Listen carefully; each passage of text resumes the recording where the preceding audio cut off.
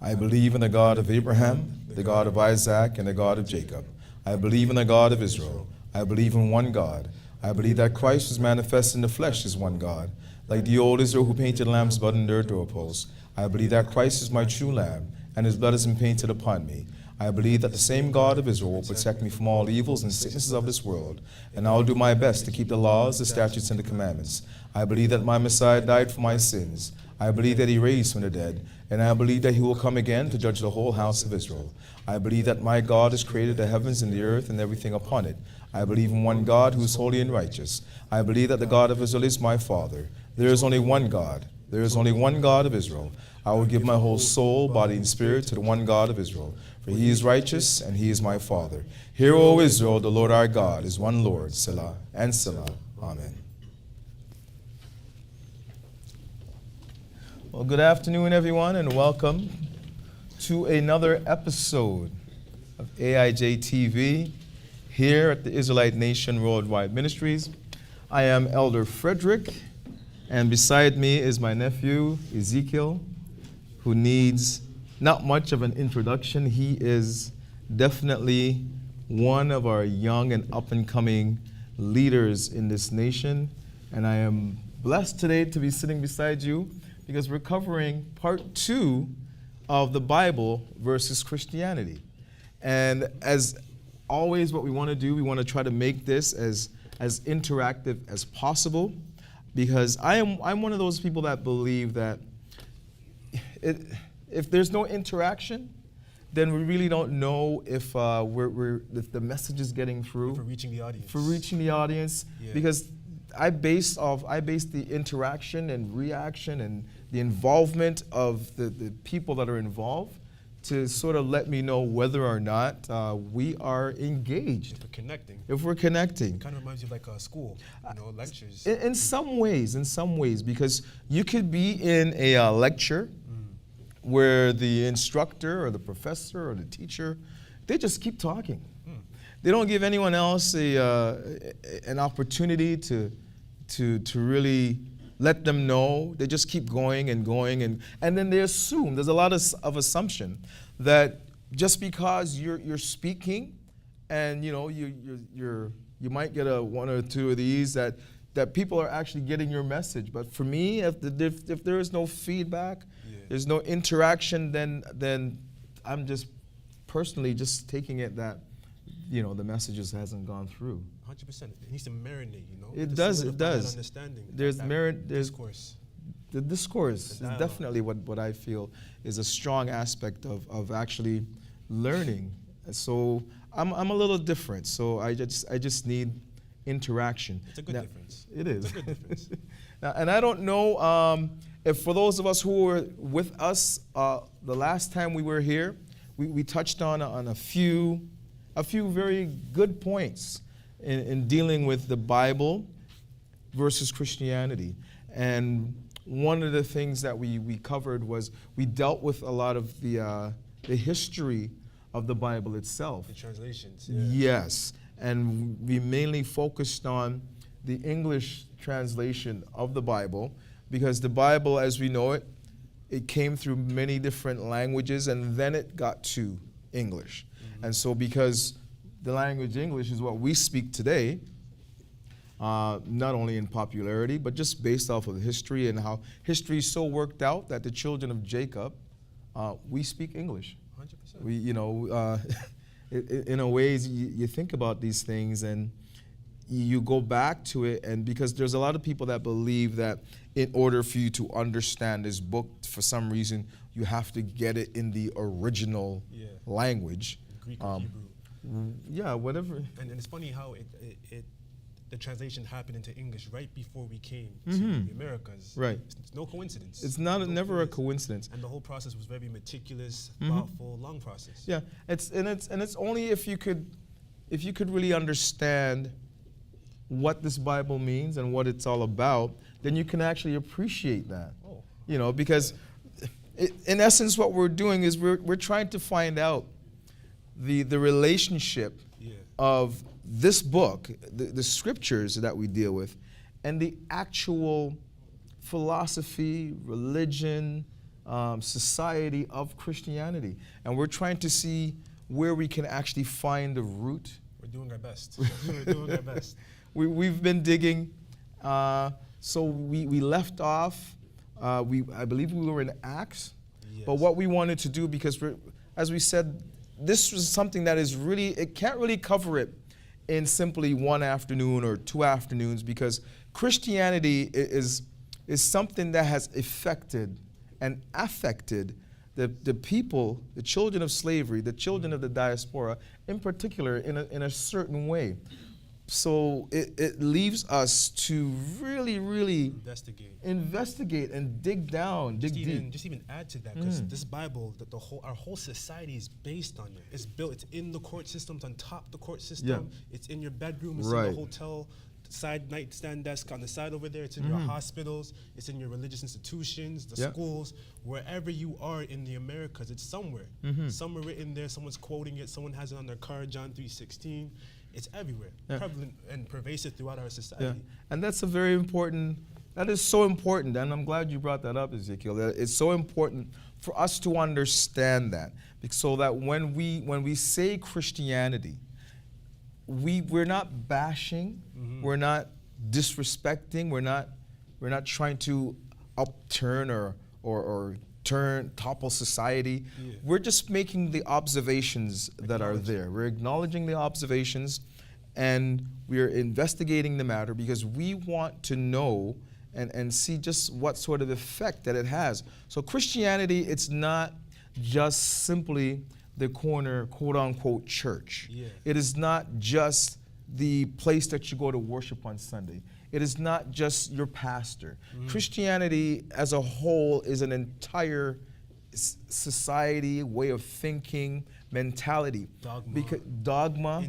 And it just so happens that the society that we are in, that we live in, the judicial system, it is Christian. So when you send your children to school, know that you're sending your children to a Christian school, because everything in our society has been approved, including our politicians. Yeah.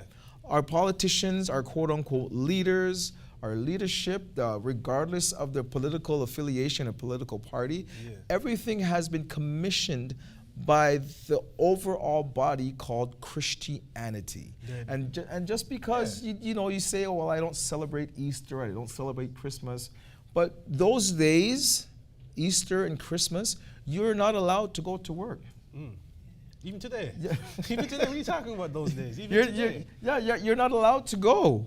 Like, you cannot go into work. I've tried many times to say, on December 25th, if you're going to pay triple time and a half. I'm your guy. I'm definitely your guy. Pick me, I'm there. I will be there Christmas. I'll stay, because they usually let us off early on Christmas Eve. Like, you usually leave at like 12 o'clock or something. But hey, if you want to pay me extra, I'll stay. I'll come back the next day. I'll come in on Boxing Day. But they don't let you work, because those days they've said that Sacred. December 25th is Jesus' birthday. And you shall not come in to work on Jesus' birthday. That's what we've been told. That's why we can't work. In case you didn't know, the reason why you can't go to work on December 25th is because, according to Christianity, that is the day of Jesus' birthday. And everyone acknowledges it. You can't really escape it. Yeah. You may say you're not Christian, but then at the same time you find yourself celebrating Christmas. Like, I have some Muslim friends that acknowledge December 25th. Yeah. I'm like, yo, what's going on here? Even Halloween as well. It's like, they say, yo, I'm not Christian, I don't do these things. But you will catch them out at the parties, you'll see them trick-or-treating door to door. Oh my gosh. Dressing up like ghosts and goblins. It's like, your actions tell you what you believe. Sometimes I find that, like, the strongest proponents of Christianity are the people who it's not even their culture. That's how powerful it is. Yeah, it's like, it's not even your culture. What are you doing? No, but I gotta get my costume for Halloween. I gotta take the kids out for Halloween. Gotta get my Christmas gifts. Gotta put the Christmas tree in the house. It's planned and it's meticulous, But it's like, but aren't you a Muslim? Yeah, what's going on? Like put a 1 in the chat or something, or even if you've experienced that before. In our audience, like I said, we want to be interactive. If you've ever experienced that, where somebody who has said, well, I'm a Muslim, or I'm a Hindu, or I'm a Sikh, but, or Buddhist, but they still celebrate Christmas. I mean, there you go. That's the magic word. What was that word again? Can you say it one more time? It's for the children. They start young, huh? It's always for the children. And again, too, nothing is done accidentally. Everything is done purposely. Because if it's for the children, you have perpetuated your belief system on these children. All generations. With an S. Well, you know what? It's not even just purposefully. It's thought out. It's planned. It's meticulous. It's ingenious. Ingenious, yeah. You got to respect, like, it was smart. Yeah. Very smart. The way they orchestrate it, the way they put into your school system, how they have the teacher go beyond the mission of the institution just to teach what they're there to do. They're going to add a little bit of this and a little bit of that. Yep. They're going to get you slowly. The advertisements, the business movements, the psychological protocols that they put. Like, it's so ingenious. Yeah. It's like up and down all over your system. You can't escape it. Yes. That spirit is going to be with you unless you have what it takes to overcome that stuff. This is very interesting. And the reason why it's very interesting is that we're 2 different generations. Yeah. I mean, We're sometimes 4 it's generations kind of hard to tell, but with the little grays that I have there. Hey, I've got a young parents in some way, but what's so interesting is that the same things that you are experiencing, I experienced those things too in my day, because sometimes you sit back and you reflect, and then you start to you look at some of the times where the teacher or the instructor of the class would start injecting their own personal life and experiences into the topic of the day. And those sort of things actually shape your mind as a young child. As a child, it shapes your mind and it forms your way of thinking, because you are an extension of whatever it is that teacher has brought their own personal experiences and beliefs onto you. And a lot of times, it's completely foreign, because when you go home, you live differently. But the teacher has told you something, and it just stays in your mind as a child, and you grow up with that. So it's their philosophy. It's like they're injecting. Yes. This is how you guys should live your life. This is what you should do on this day. This is how you do this and that. Yeah. I've had many conversations with teachers here and there, everywhere, trying to give me their own personal idea of how you should live your life and how you should go about things. I remember having, and this is quite recent, one of my instructors, and she made a comment about her husband. And I'm thinking, okay, well, what does that have to do The course. with the course? She's going beyond the mission. Like, you're here bad mouthing, you're bashing your husband to a class of 23 students.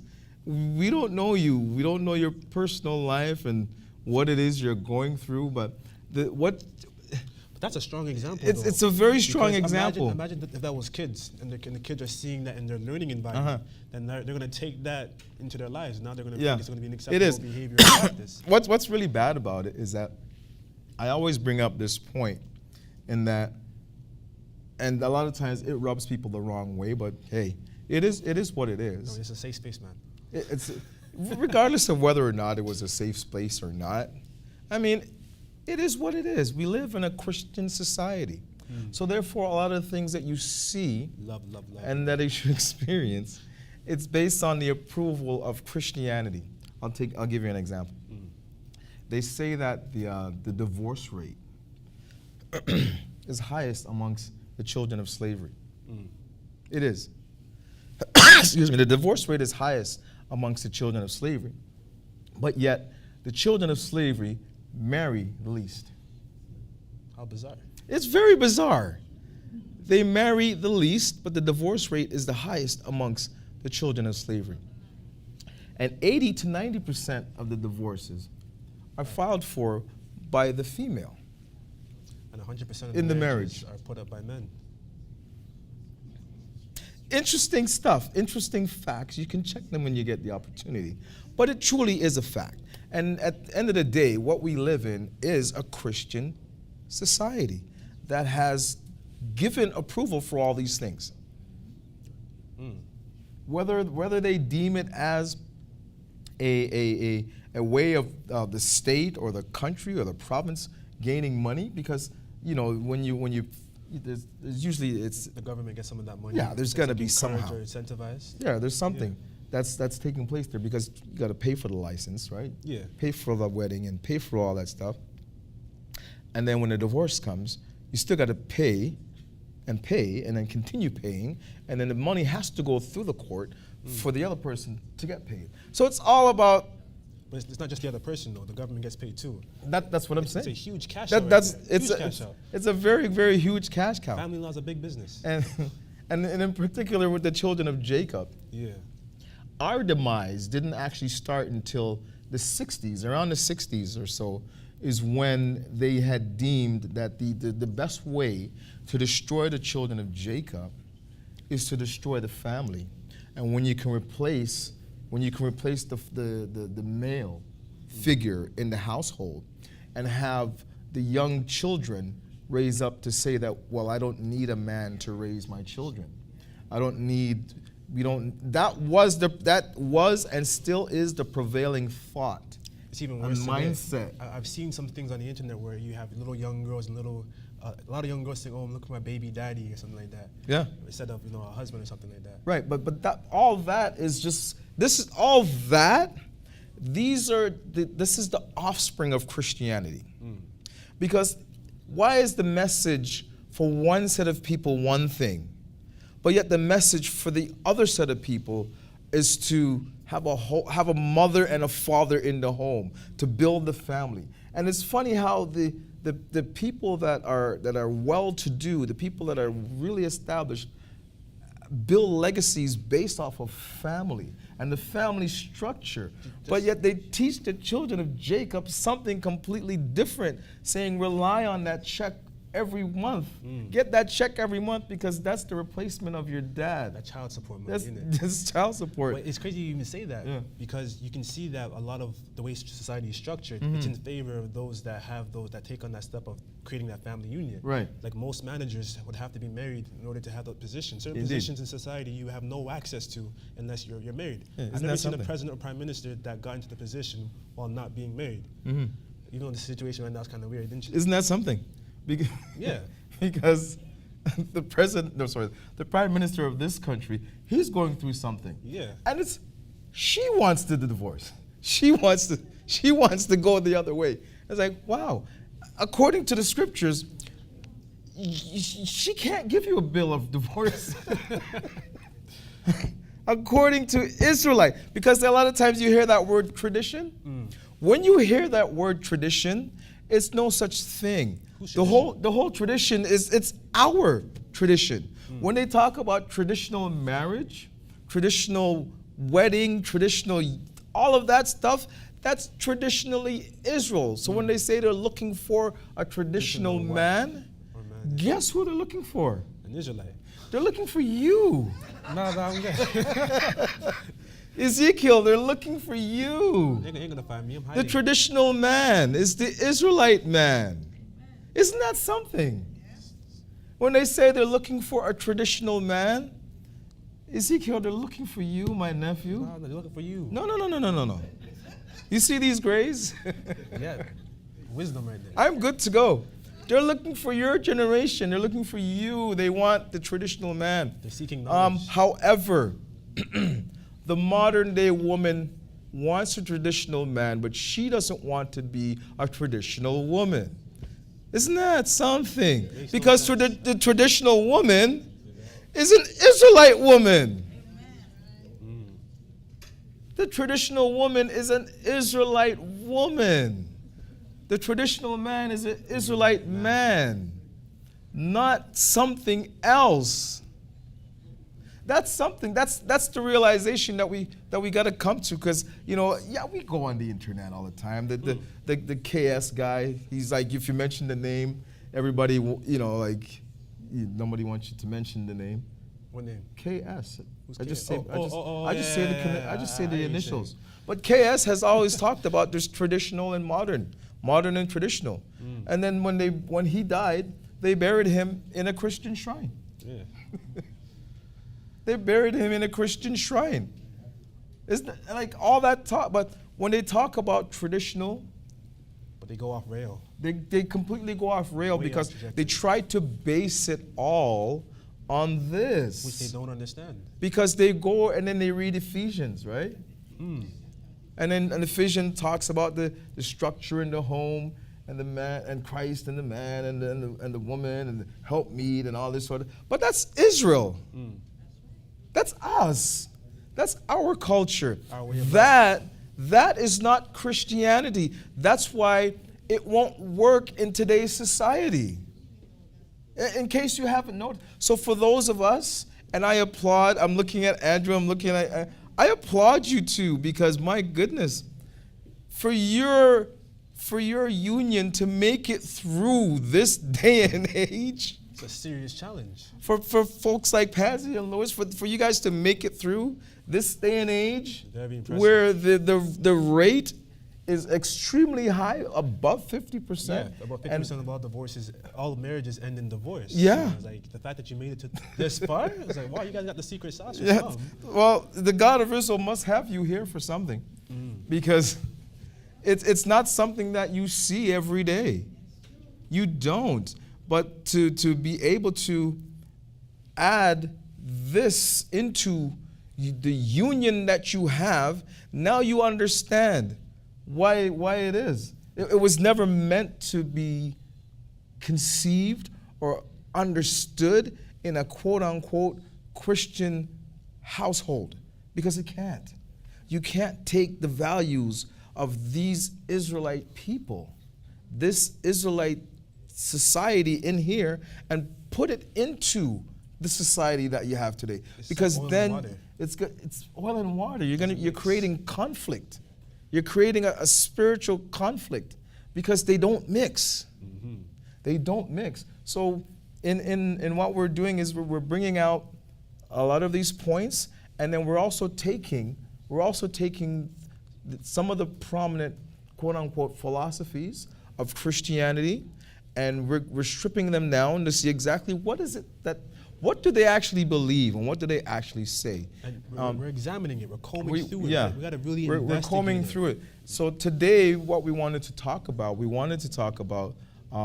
and I hope Hilaire is someplace in here. He's hiding. I hope any of our brethren, because they have more experience than some of us. Yeah. You're so fortunate and I blessed. appreciate it. Yeah? You don't have a lot of the old wine, and it's funny that the philosophy that we're going to take up today deals a lot with wine. This is I wouldn't say that the branch so much, but it could be a slight branch. You're being generous. Well, You're being very generous. this is from whence most, if not all, of the modern day teachings and philosophy of Christianity comes from, and we're going to deal with Roman Catholic, Shrine. the shrine. But We know say what? shrine. I think you're being very generous. I know. We are dealing with the mother of it all. Yeah. The progenitor of all 45,000 denominations of the Christianity revolution. Like, what do you mean a branch? Well, it gave birth to all of these denominations. the It's only the reason reason- why we're doing this today. the only reason- we might have a series. You know, Yeah, it's like part 1, part 2, part 3, Yeah. part 4, part 4. Yeah. Like, The only reason why I say branch, because there's a slight twist in the beginning of it, because it somehow came from the Eastern Orthodox. So when we're doing our research, there's the Eastern Orthodox. They were established slightly before the Roman Catholics. So the Eastern Orthodox, and then from the Eastern Orthodox they branched off. and they became the Catholics. Oh. And so at one point there was a power struggle, and the original quote unquote bishops that they had were considered Eastern Orthodox, and they were established in places like Northern Africa, and you had the Romans, who's basically what you're seeing is when you can see a potential chance to be wealthy and to gain power, that's what creative minds did. Because in creating these two philosophies, Eastern Orthodox and Catholicism, you had people that were very, very ingenious. Because what we've talked about last time we were here, was that those first 100 years, what we're dealing with is, within the scriptures, we're talking about 70 years after Christ had left. So after Jesus had died. So we're looking at about 70-year span is what we're dealing with in terms of Acts. But then after that, you're dealing with 100 years is when things started to change and branch off, because they had killed all the apostles. Yeah. Most of the disciples and people that followed, they were being persecuted and chased down. So things started to really establish. And when the Romans had seen that for all these years they could not defeat the what was going on, or they couldn't stop what was going on, it was 320 years later is when Constantine, Emperor Constantine, the biggest beast. 320 years.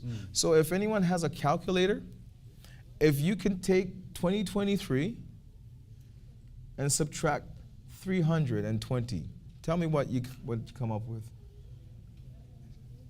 Like what, 1697? That's pretty far, roughly, I don't know, something like that. Somebody, anybody? So 2023, 1703. Was anyone around in the year 1703? Anyone? Elder Michael? You're around in 1703? I believe that. So 1703.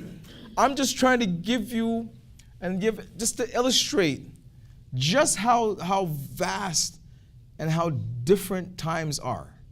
If you try to go back to 1703 and say, for example, you wanted to take a trip from this very spot, 1703, to go to Brampton.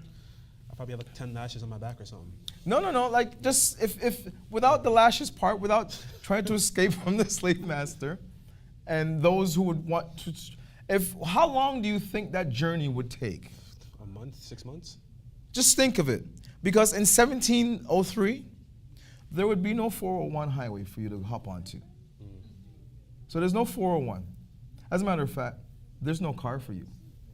On foot. You're making that trek on foot. And not only are you making that trek on foot, you're going to have to contend with all the natives. The Mississaugan, the Iroquois, all the native people that were here at that time in 1703. Not only that, you're going to have to contend with, well, you see, if you ever drive and you see sometimes the road goes down in a deep depression and then you come back up, that used to be a river that you just went, when you went through. That used to be a river. So like the Humber River and those types of rivers, like you would have to either somehow get across the Humber River or circumvent it somehow, some way. In addition to that, you're going to have to contend with the wolves that were here in great abundance.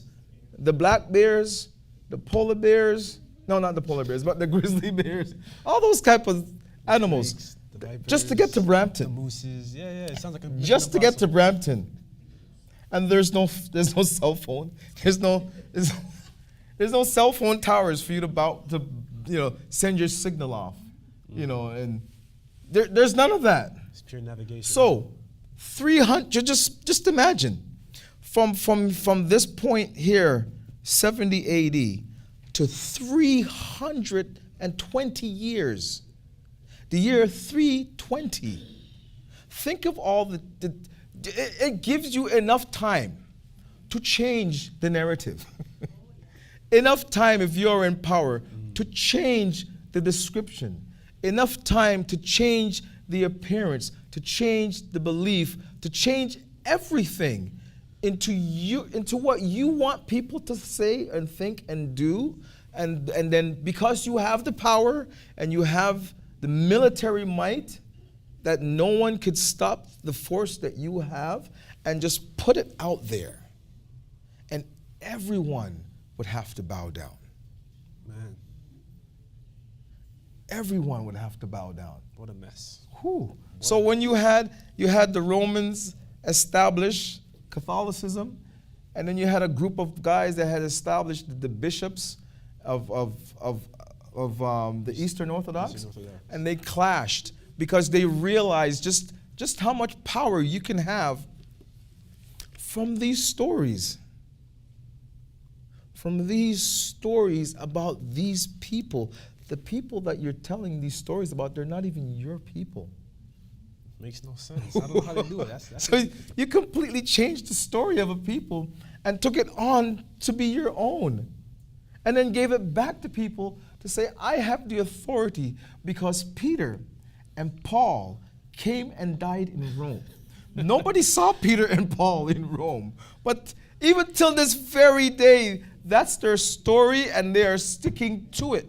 That an Israelite man, the Israelite man by the name of Peter, who was first in charge, that Christ gave and said basically, okay, well, you're the guy.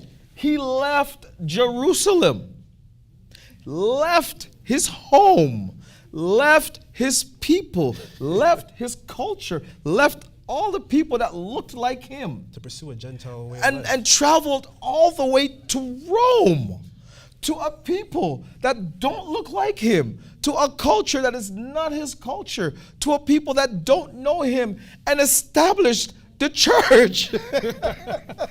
You know what? That is the biggest case of plagiarism the world has ever seen. Just think of that story. That sounds like a fairy tale. Like, you know us. We don't go and hang around people that is not our people. To just take yourself and get up and go. Like, come on. If there's nobody there that I don't know, it's that one rapper the other day, he got killed for that. Because you know what? He just went someplace and didn't say, you know, he didn't check in. He didn't check in. He just rolled up. You know, you just can't roll up. You got to check in. If you got no people in Rome, what are you doing? What is Peter doing in Rome? That's a good question. Think of it. Have you ever looked on a map and saw Jerusalem, Rome? What is he doing traveling to Rome? What is Paul doing? We know Paul. We know what Paul. Yeah. Paul is the apostle of the Gentiles. Go mix up with the Gentiles, because that's your punishment. What, Peter? For all the evil that you did against your people. That's your punishment. Oh, go to the Gentiles now and go talk about Jesus. Go to the Gentiles and talk about Jesus Christ. For all the evil that you did against your people, Paul, that's your punishment. Now you got to convince those Gentiles that they have a chance at the kingdom. That's your mission. Good luck. They're having a medium rare steak. Good luck. Paul ended up telling them all manner of things. Just to convince the Gentiles that they have a chance in the kingdom. That's all he was doing. Just, well, hey, you know, you're just like Abraham. You're just like one of us.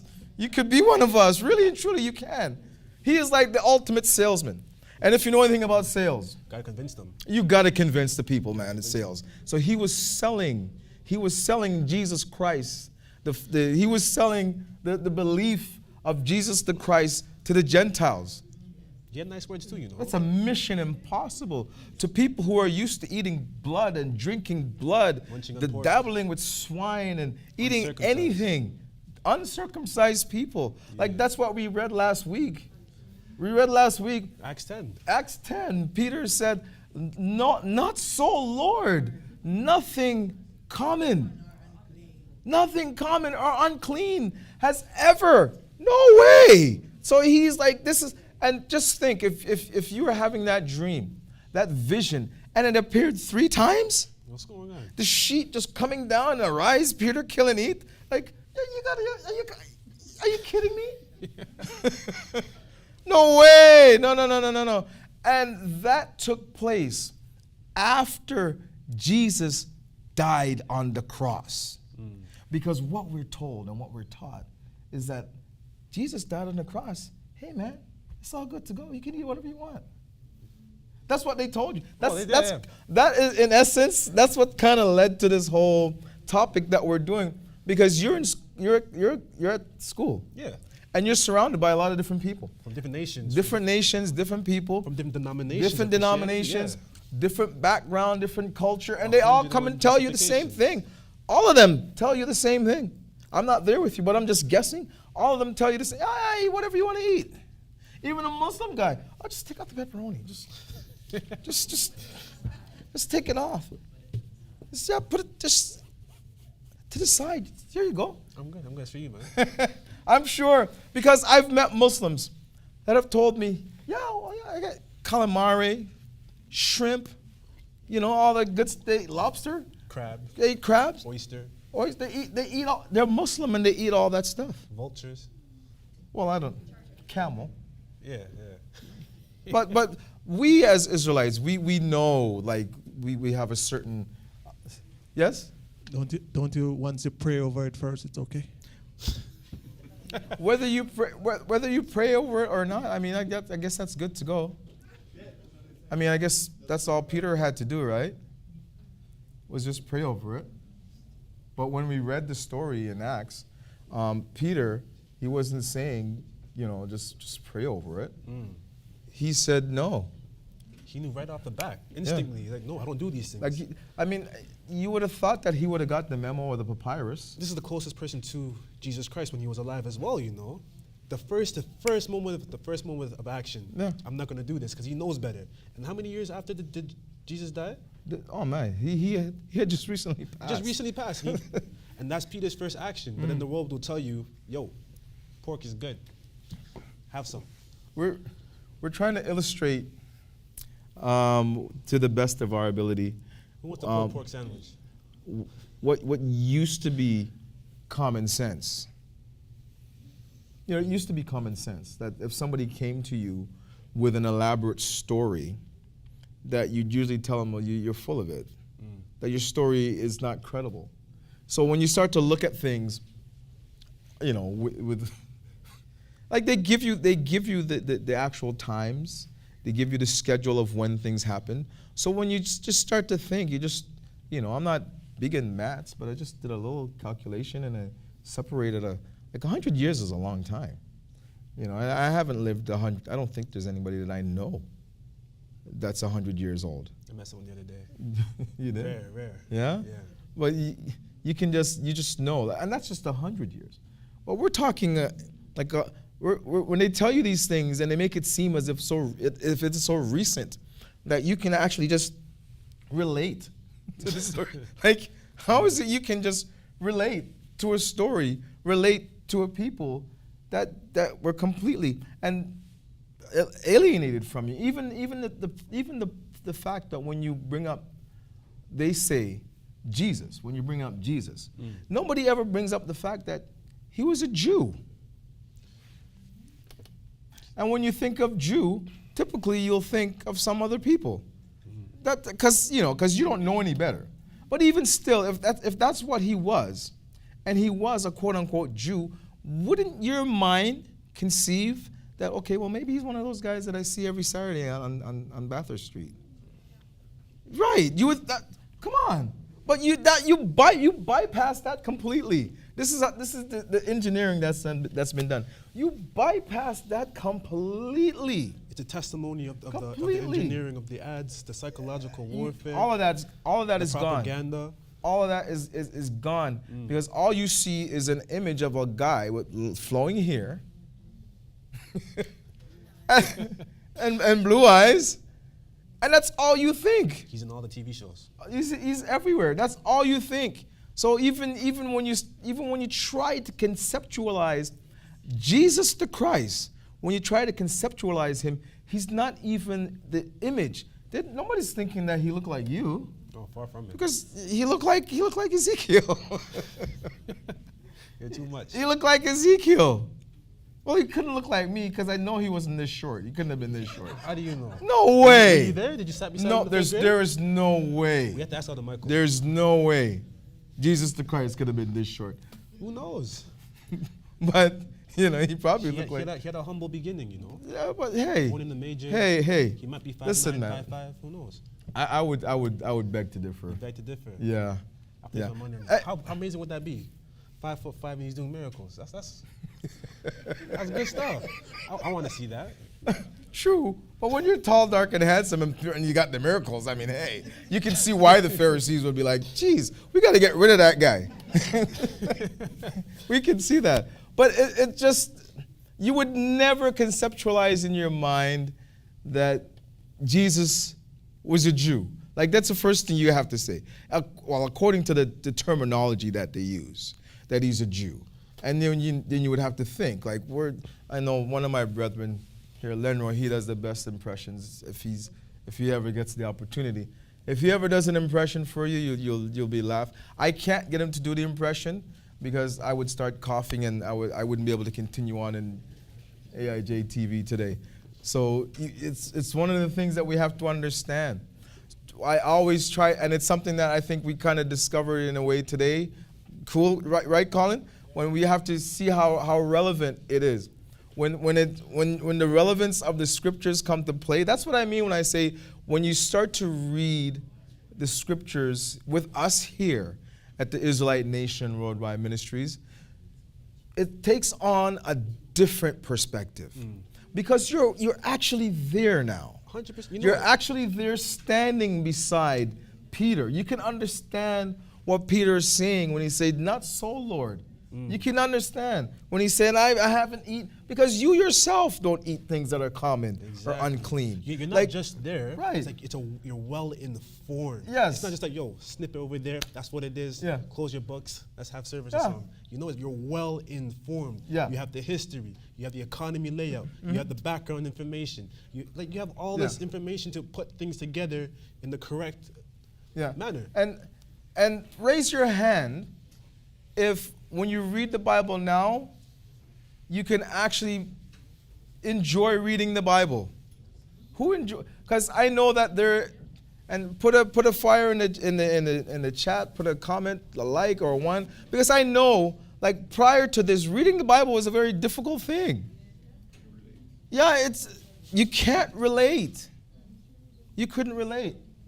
But now, excuse me, now when you, for example, when you see a scenery like the crucifixion or the trial of our brother, you can see, because if you ever grew up around black people,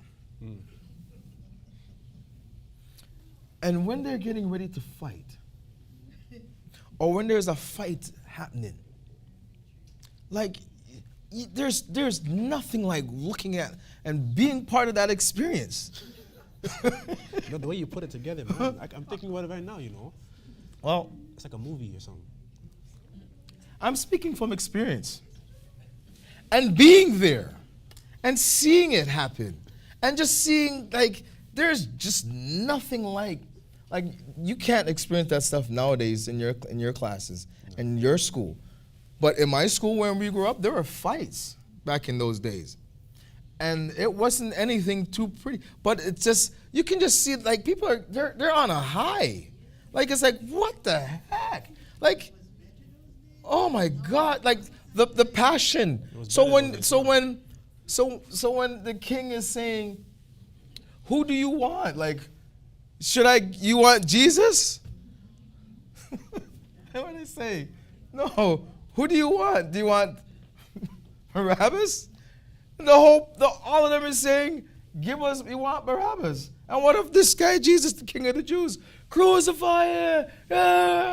It's like, oh my God. Like, these people, I'm telling you, there is no one as passionate as the children of Jacob. There is no one as passionate. And when they get ready to do to do the worst, you have never seen anything like that.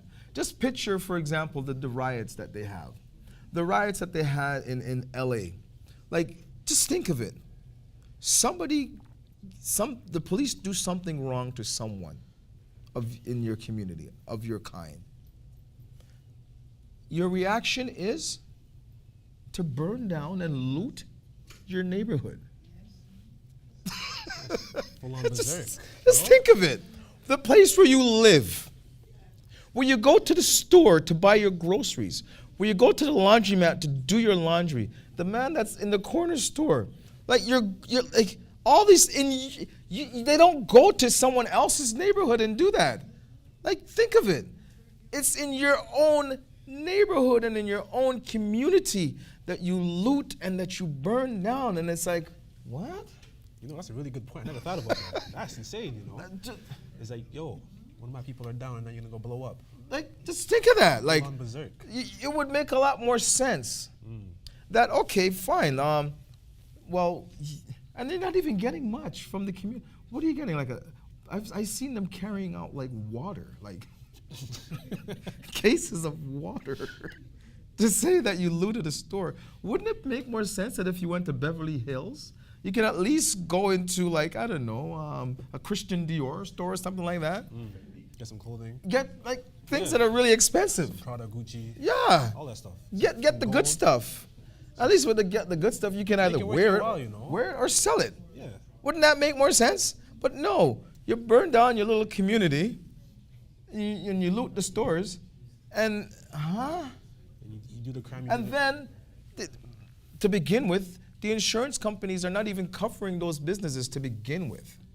Then it's going to take even longer for them to rebuild and put things together. Like, these are like people that you provide a service for in the community, and they're coming to burn down your business. That's your neighborhood. But that's the people that we're dealing with. Those are our people. That's the mentality of our people. So when it was the leadership of the people that said, we have to get rid of this guy Jesus, because he's making us look bad with all his fancy miracles and not even charging for that.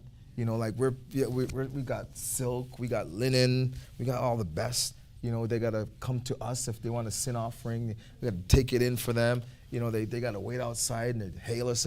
But this guy Jesus, the Christ, he's upselling the balance of power. Like, we can't have that. He's doing miracles for free. Miracles for free. We got to get rid of this guy. He's bad for business. Oh, he's extremely bad for business. He's losing tons of money every year. Extremely bad for business. Have you seen an angry businessman before? But it's not a pretty sight. And this is his own people. So his own people. So again, when we start to analyze Christianity and we see that, okay, so this is how the behavior of the people are. So where do you come from?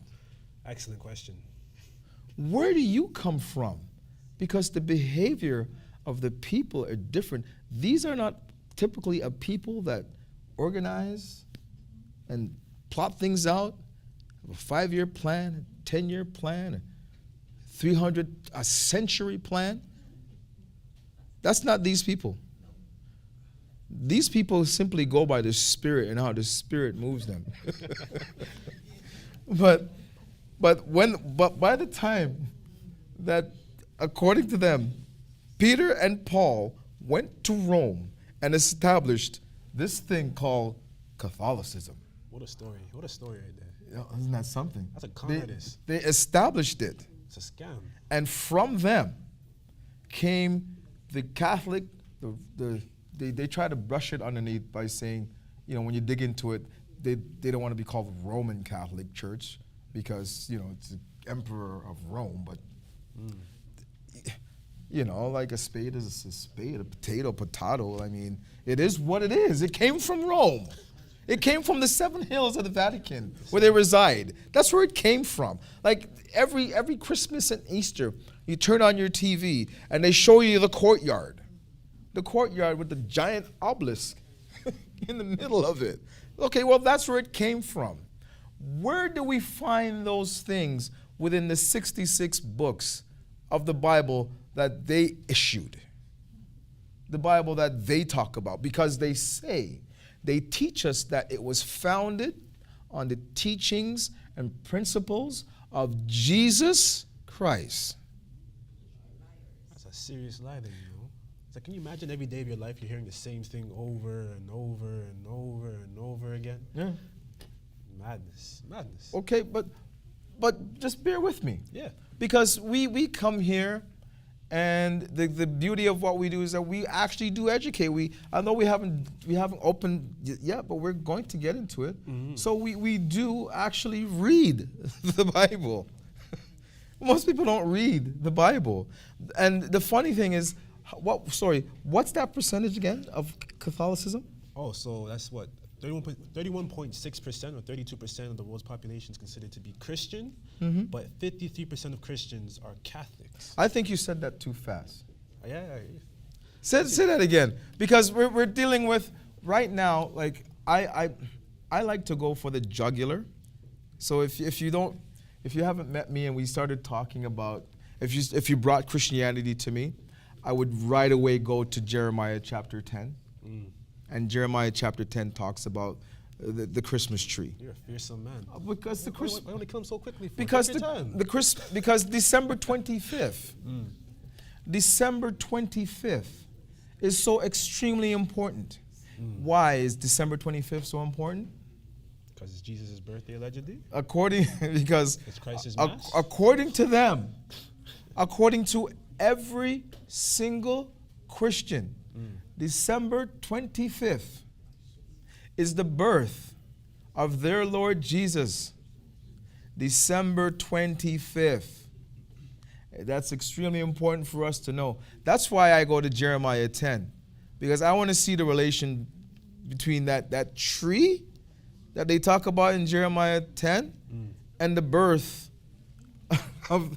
I'm trying to find the connection of your practices to the Bible. I'm trying to find what it is that you say you do in the Bible. So if you say something, you got to show and prove. Stand on it. You got to stand on it. You got to bring that. Cite it. And cite it. Citations of references. Where you pulling this from? And we're not asking from us. We're not asking for much at all. We're just asking, please, sir, can you find the chapter and the verse, please, sir? Please? Pretty please? Can you find the chapter and the verse? Typically, when you put that out, whenever you're having a conversation and they say something, just can you please find me the chapter and verse? I would like to read that too. Because I don't know where you made that stuff up from. But it's not in here. It's not in here. The man from the north? Where? Well, I just want to find it. So let's deal with a couple things when it comes to. These are some fascinating stats. You know, yeah. Just even touch on the stats, you know, because like I want to build up this beast that we're looking at here, which is like the Catholic shrine. All right, let me go through this again. Okay. About 31.6% of the world's population is considered Christian. 31.6% of the world's population. That's 1/3 of the world. Yeah, that's 1/3. Isn't that interesting? That's concerning. Well, that is very concerning. It's concerning and it's interesting too, because when you think about the world's population, 8 billion right now.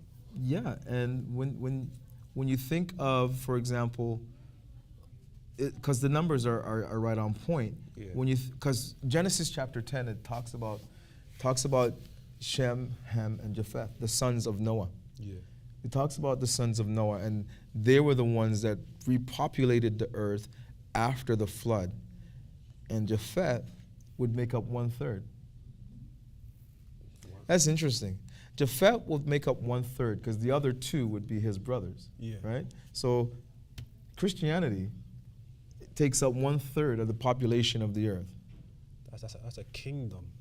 That's a kingdom of 1.4 billion people at the command Very interesting. of one person. And it says of that 1/3, 53% of Christians are Catholic.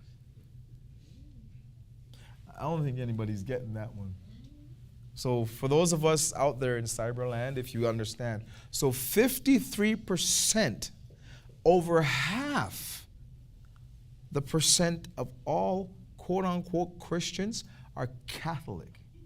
So that means that for us, children of this diaspora, the descendants of slave, in our little spiritual Baptist churches that we grew up in, consider even the Seventh-day Adventists, all those little places, 53% of all Christians are Catholic. So the other, how does that work out? 53? 47%. 47. So the other 47% is broken down. The 47% is broken down into your Protestants, your Anglicans, your Presbyterians, your like that's Lutherians, you guys are like just Moravians. you guys are small fry. It's like when you're watching those mob movies, and it's like, hey, well, you got something for me? What? You gotta, what do you got to say? You make me an offer, right? Because Jay, look at the artillery that we got here. Are you serious? Keep in mind, though. Forget about it. We're 53%. Like, what do you got? Keep in mind, though. That's Like 18% of the world. Yeah, like, hey, we own all the docks. That's mad. All the unions. What do you got? Like, come on. 53% of all Christians are Catholic. So that's why you will find the reason why they say that when you go into one of their shrines and you're just like I think I might have been in one, but it wasn't that elaborate. But the gold, the scenery, everything that you see is so ginormous. They want you to feel that you are in the presence of God, is what they say. And you're meant to feel that small. So that's why when you go into their shrines, that's why they're so magnanimous. Like they're so gigantic. It's done on purpose. It's done on purpose. So the 16th chapel and all those type of places that you go into. So the Roman Catholics, and I believe there he is, our good friend. Yeah. Here he is. Hilaire, you had a lovely breakdown of the Roman Catholic. Can you go to the microphone and just let us know? Because there are actually some of us in here that were raised Catholic, but won't say too much. That won't say too much. Where's Elder Andel? Anybody from Trinidad? Most. It depends why. So what was the question? You had mentioned something last time we were here about the Roman Catholic, and you gave us a nice little breakdown as to who and what, because it's not just saying Roman Catholic or saying Catholic. There are different levels to this. Yeah, there's kind of three level where most of Christianity, they don't understand how what happened on a high level. Back in the day, we had Roman Catholic, where they divide on few divisions. So it becomes Roman Catholic, it becomes Catholic. So, and from Catholic, they create a subdivisions we call Christianity, where all the Baptist church that you see in every corner, all the country, but they're all referring to the mother church, which is the Roman Catholic, which is at the highest level. So for them, you cannot go directly, said I'm a Roman Catholic, you kind of feel like weird. So what is the subdivision? The small churches, they think the Christian, the Christ follower, that's what they call themselves, are actually they're all reporting to the Roman Catholic at the highest level, but they don't know. Right. So it's really subtle, like really, really discreet. Discreet. Yes, thank you so much, Hilaire. It's like an army almost, you know? You have like your platoons, then you have the battalion leader, the company commander of all that stuff. Oh, yeah. And at the very, very top, you have the Roman Catholic Church. And Yes. it's all of his Yes, and divisions. that 53% of the Roman Catholic, for those of you who broke off, they don't consider you to be true followers of Jesus the Christ. You're not true unless you're commissioned by the Pope. So whatever spin-offs you've spun off into, they have the power, they have the funds, they have the resources, they have everything. It's a powerhouse. powerhouse. The only next one that could be close would be the Eastern Orthodox Christians. And they're very different in terms of just the days that they celebrate. Like their quote unquote Xmas comes a little bit later on, and their Easter is later on, but they still recognize Same tradition. the same tradition. It's just different dates, and they don't recognize the papacy to be the head of their organization. But they don't say that out in public. But behind closed doors, and when the time comes, everyone has to go and kiss the ring. 100%. But even just to add context to that, because the Roman Catholic is the progenitor of all those denominations, including the Eastern Orthodox. Yes. And so even if the days are slightly off, the original holiday for that stuff ranges 12 days. They're in that spectrum. Yes. They're still paying homage to the God that it's for. And They can't escape it. You cannot escape. They're following their mother just on a different day. And they have the same DNA. And this is what we want everybody to understand. Like, you could say whatever you want to say, but you could don't, your mom that gave birth to you, you can't escape. Same DNA, man. The same. You cannot escape. And so that's why you will find 12 days of Christmas. 12 days of Christmas. Choose a day. Yeah. The only difference that you'll find with most of quote-unquote Christian philosophies, the only difference is they don't acknowledge the Pope. But you're going to find like elements of Catholicism just riddled within each and every quote-unquote philosophy, each and every branch. Like you will find like everything permeates from it. Just go to the mic if there's something that But yeah, it's the root. It is the root. It's legacy code. Yeah. It's legacy code of all the other denominations. And meaning that those other ones can't operate differently. They're built on top of it. Right. You have to destroy the whole thing in order to have something new. Legacy code. Yes. In the DNA. You know when like a mother has a child, it's like 50% of DNA is shared. You can't get away from it. No. It's interesting that almost every, not just Christianity, but almost every religion has a celebration during that 12 days you were talking about. Indeed. Hanukkah, It doesn't think Kwanzaa. they're all there. Well, all there. That's Same mother. that's kind of like you're skipping. You're going to the conclusion of our I will go presentation. He's jumping seasons. Oh, he's jumping seasons. That's coming a little bit later on. We're on season 1, episode 2 right now. You ever go to class and you have some of those guys who get hold of the textbook and then they go and read. They go and read like chapters ahead, and then they come back and in chapter 47. Eleanor just pulled one of those guys, that routine. Yeah, in chapter 47, So that's what we're at. That's what we're having.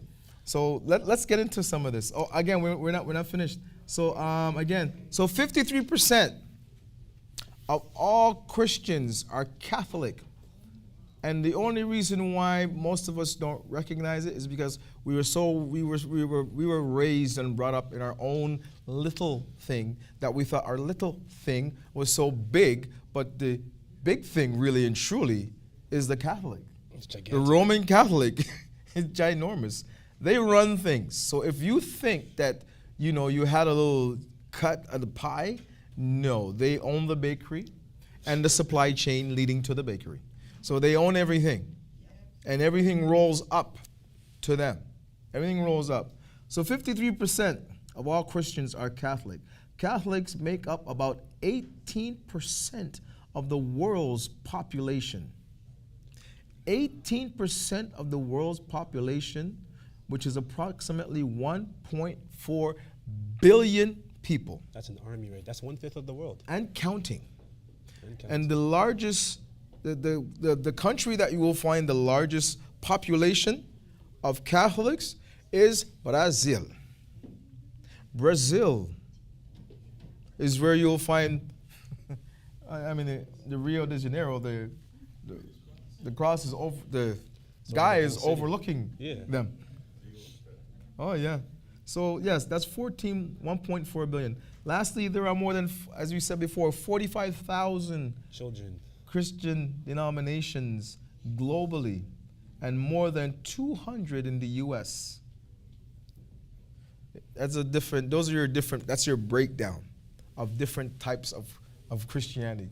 So when I always ask that question of what denomination was Jesus, specifically, that's what I'm looking for.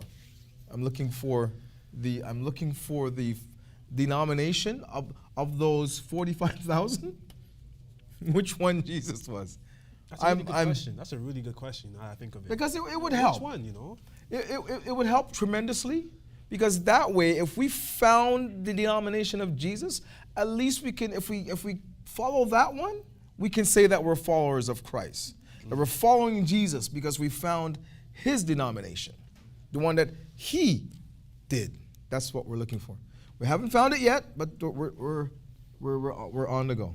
Mm-hmm. So let's get into Roman Catholicism. And some things we just want to quickly touch on real quick. It's just because I know Elder Freddie touched on Constantine, a huge player in the establishment and the development of the Roman Catholic Church, a huge player, because he practiced something called syncretism, where you mix certain theologies, philosophies, and other practices that come from other people with Christianity.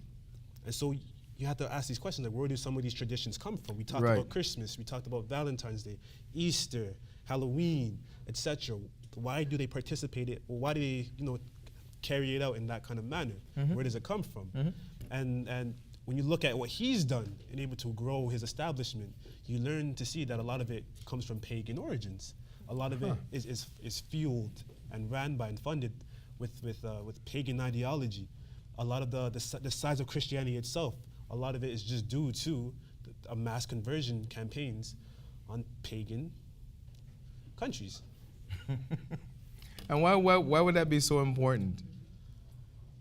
Why would that be so important? You're asking me, you're asking them. Oh, I need some participation.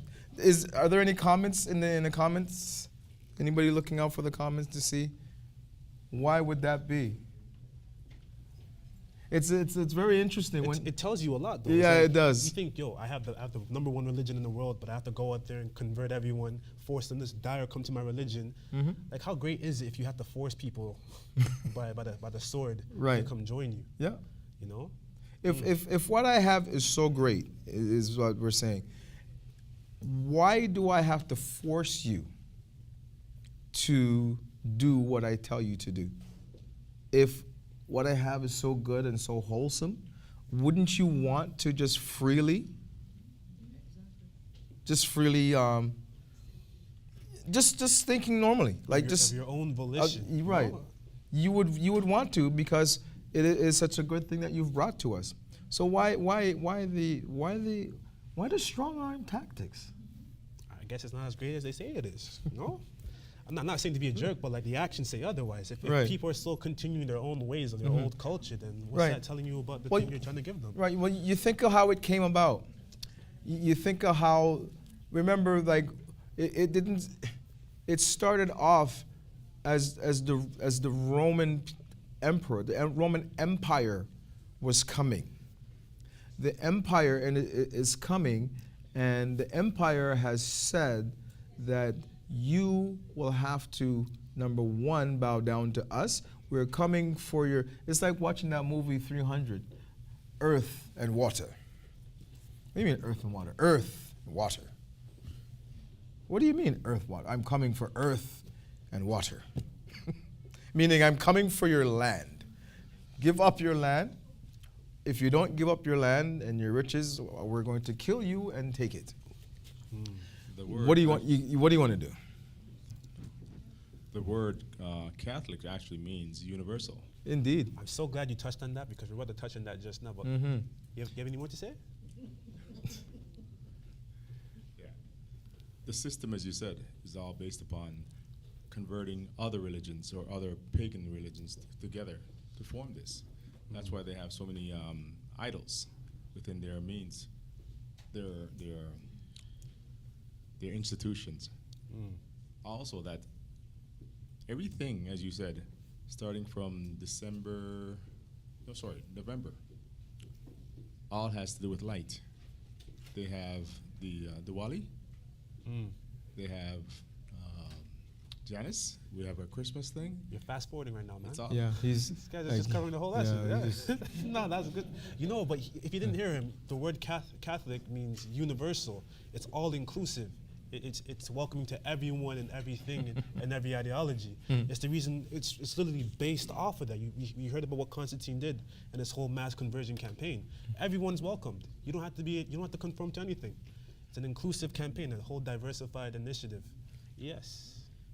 I'm a Star Trek kind of person, and the more you guys talk about this in this way, I could see, there was a type of people called the Borgs In Star Trek. on Star Trek. They will just go into another planet and just assimilate all the people and turn them into Borgs themselves. And they had this kind of cube. That's Yes. kind of what their house was like, right? So the more you talk about this, is the more that image is coming in my mind. I'm like, oh my God, they're like the Borgs. They're just An invasive assimilating species. people Yeah. Yeah. and putting them in this cube, and they're there and they can't get out. Jeez. So that's what the whole Catholic has done. You should go watch Star Trek. Well, there's. I like that analogy. That's a very interesting point, and we'll come back to that as well too, because there's a lot of interesting points that need to be addressed from that, and we'll start to see as we get further down into this subject matter that we're dealing with. But as it stands right now, we're dealing with Roman Catholicism, the Catholic faith. And just when you thought that your Seventh-day Adventist was the real, and your Anglican and your Presbyterian, and you thought that that those were all great and growing, there's nothing that is larger and more successful than the Catholic Church shrine philosophy. Even when we talk about it, what comes to my mind, like when you read Genesis and it talks about man was created in the image of God. You're made in His image and likeness. You have those characteristics or traits. All the other 45,000 denominations is made in the image of Catholicism. Indeed. It has all of its characteristics and traits. It's after its kind. So there is no escaping it. And even touching back on the Star Trek analogy, it's taking everyone, it's going to each planet or each foreign world and taking everyone, converting them, putting them into a box.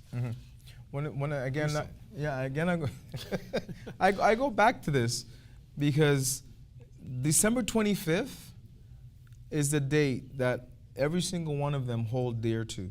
They hold dear onto that December 25th. And there's not one of them that says that, okay, well, we don't acknowledge that day. Because they all do. Because they acknowledge December 25th, as I said before, as the birthday. The birthday.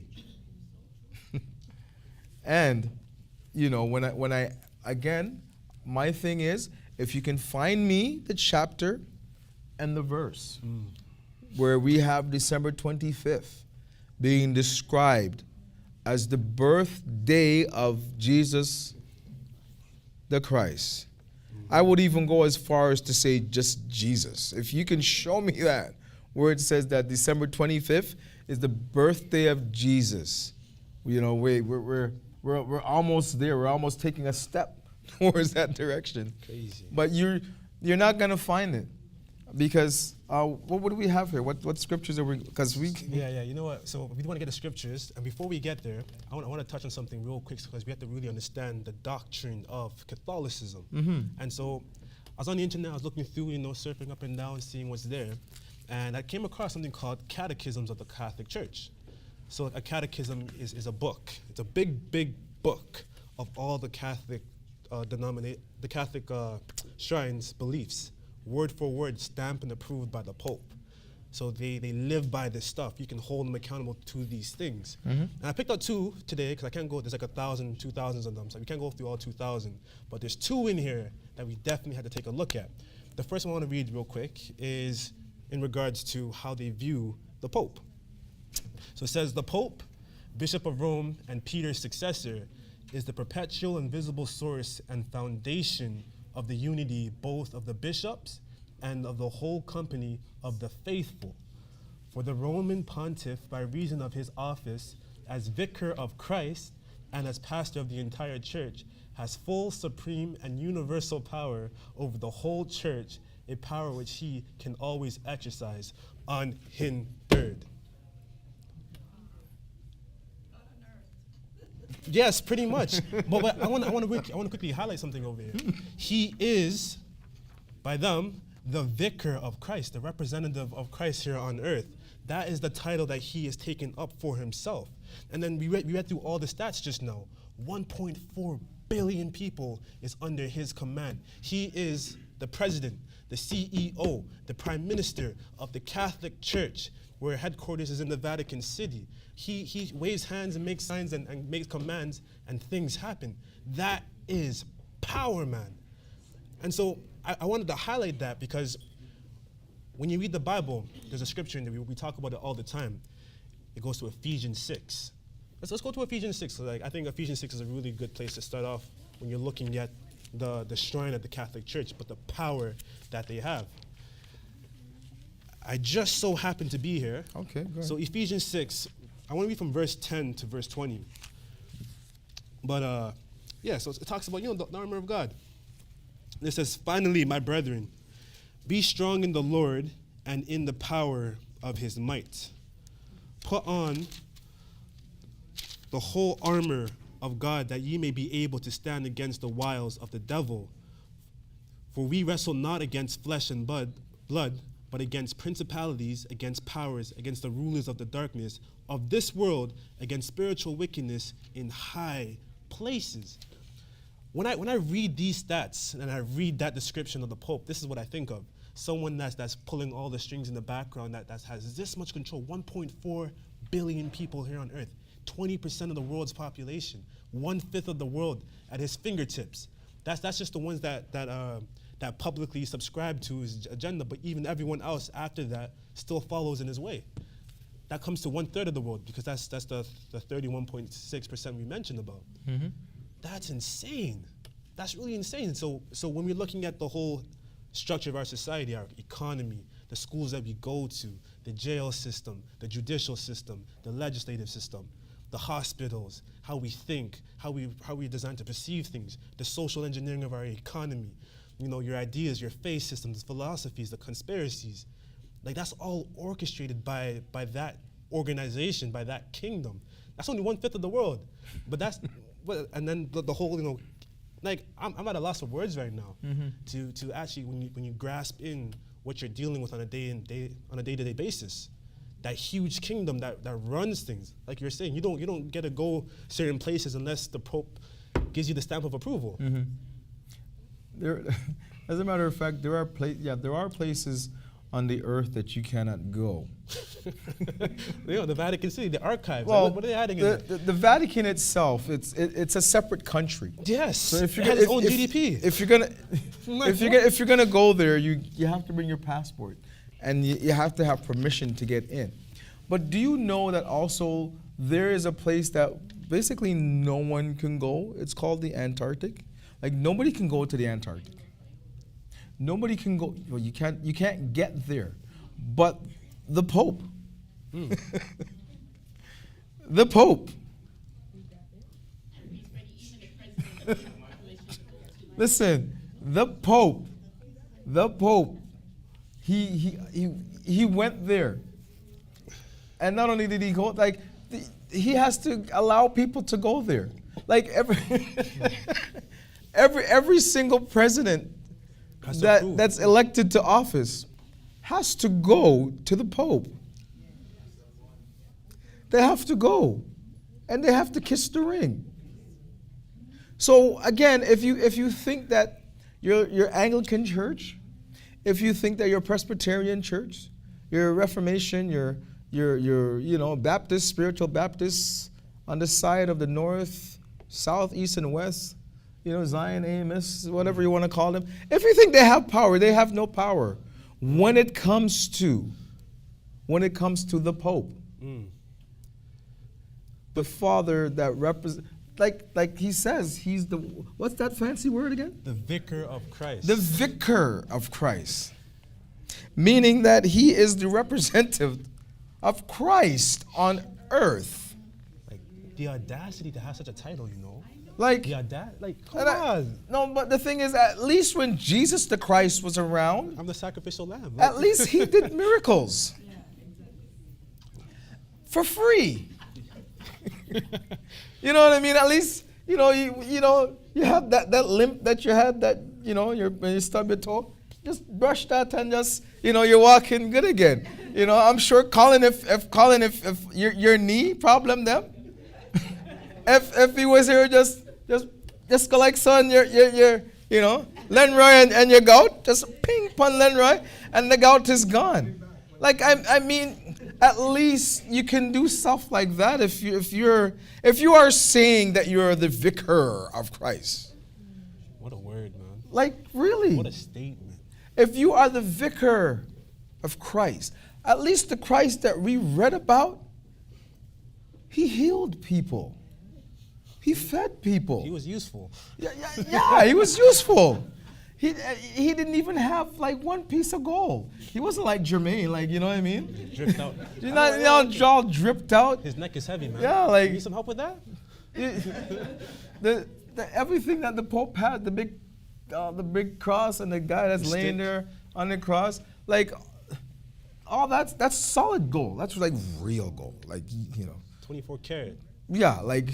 I'm telling you, like when you talk about power, they have ultimate resources, like you can't even imagine. And if you think the United States government is something that is of power, man, are you kidding me? They have power on top of power, and then they have like their elite of elites. They have their Jesuits that like you can't even begin to comprehend the type of power that those people have. Last time you even mentioned, anyone that decides to take up that mission with that team gets commission-free, gets tax-free services. Like your work is tax-free. Like just that's powerful. Just by trying to promote their doctrine, you now step into the threshold of tax-free money. That's different stuff here. You don't have to subscribe to the country. Yeah. The only people on this planet that are pretty much tax-free are the people that live in the Buckingham Palace. Those folks there, they don't pay tax. Like, can you imagine? Like, because your taxes are paid to the king. That's, you pay tax to the king. King don't pay tax. So if anybody that is running around with the title of king, anybody that that call themselves a king, make them miss those CRA payments. Let them miss those payments to the CRA and the IRS or any established society that you have to pay taxes in. You go ahead, call yourself a king. They get their And full paycheck. you see what happened to all those entertainers, those big guys that miss payments to the IRS. They lock them up quick, fast, in a hurry because you haven't paid your taxes. So those folks don't pay taxes. That's a big thing. You have no idea how big that is to say that you don't pay taxes. Taxes are for mortals. These folks are not mortal. So, yeah. So, needless to say, the vicar of Christ doesn't pay taxes. And already, like, just that alone just goes against the Bible. They're treating him like a god. Like, there's only one God, the God of Abraham, Isaac, and Jacob. And this person out here, call me reverend, call me father, kiss my ring, bow down to me, all these things comes with the vicar of Christ. Like, it's already, the first thing is already contradicting, it's already going against to the very book they proclaim themselves to be attached to. But just remember, guys, the story goes that Peter and Paul. Where do you get Peter and Paul just now, you know? Listen, man. Peter, the story is, and they're sticking to it. Even all these 2023 years later, they're still sticking to the story that Peter and Paul, especially Peter, left with the keys from Jerusalem, with the keys, and traveled all the way to Rome. That's a mission. All the way to Rome. They didn't have cars back Again, to a bunch of people that don't look anything like him, that don't know anything about him. Wouldn't even know, like, because you know Peter. Peter, he loved lamb. Well done. I'm sorry, it wasn't curry goat. Sorry. He loved lamb, as all Israelites should, and all Israelites would. But he left the comforts of home. He didn't have to go anywhere. Remember that. Peter was not commissioned to go anywhere, but stay in Jerusalem and thereabouts. But he left the comforts of his home and traveled all the way into that Gentile stronghold where they do all manner of things. Pork munching, With all manner of animals. squid eating, Doing all manner of blood things. sucking, uncircumcised, Doing all manner of things to animals. paying homage With to animals. Saturnalia, Lupercalia, And then establish the church. Queen of Heaven. I'm sorry. I have to laugh because I'm an Israelite. And Peter was an Israelite, but a more special Israelite. But I'm an Israelite. And why would I take up myself? Why would I take up myself to go and establish a church amongst Gentiles who don't like us, who came to our country and completely destroyed our temple? They completely destroyed our temple, our culture, our people, everything that we had. The guy Titus, the general from Rome, came and destroyed us. But I am going to go to Rome. I, Peter, am going to Rome to go establish the church. This is a hoax. Just think about it. Just think about it. And then you will start to see the lie magnified. Magnified. There is absolutely nothing that you can tell me, especially when I don't see any evidence of what you demonstrate written in the pages of this book. Not one thing do they do that is written in this book. Not one thing. But everybody's convinced that Peter and Paul went to Rome and established, and the very things that they do today, they say, the things that they do today are the things that Jesus the Christ did. What a beautiful lie. Wasn't it said that on this rock I shall build my church? That was referring to Peter. Sure. And Did he say he went to Rome? And? That's the whole point. So somebody says that, so yeah, so he gave him the keys. So he gave him the keys. And you took the keys to Rome. Even if he gave you the keys, this is better than a Bentley. Not the keys to the Bentley. The keys to what? The keys to what? Aren't these supposed to be the keys to the gates? The gates to the kingdom. Just think about it. For real. But you know what? I think that's... I'm just saying, just think about it. If there were any, these are words that he's speaking, but he gave him the keys. And you took the keys to Rome? I'm sorry. Come on, people. Are we adults or not? Is that plausible to believe? But yet they say that what they do is what Jesus the Christ did. So let's look. Let's definitely just take a look. Let's take a look. I do want to mention one more catechism, because it does fall in line with what we're talking about right now. That's a lovely word, catechism. I know, isn't it? Wow. But check this out, yeah? This is the second one. Uh-huh. And this is pretty much their whole doctrine. These are the biggest things in their doctrine. So the Sunday celebration of the Lord's Day and his Eucharist is at the heart of the church's life. Sunday is the day on which Hold on. You got some fancy words there. Because we don't... do we have any Roman Catholics in the house? Eucharist? Anybody know the Eucharist? Anybody? Yes? Yes. Oh. You got a Catholic in the house? Is that Father Jake? I wanted to mention something, because it's so funny, because Paul's letters to the Romans 11, where he says, has God cast away his people? God forbid. Mm-hmm. And then he gets into the whole, don't boast against the natural branches, Mm-hmm. right? Because of their fall, you're allowed to be grafted in.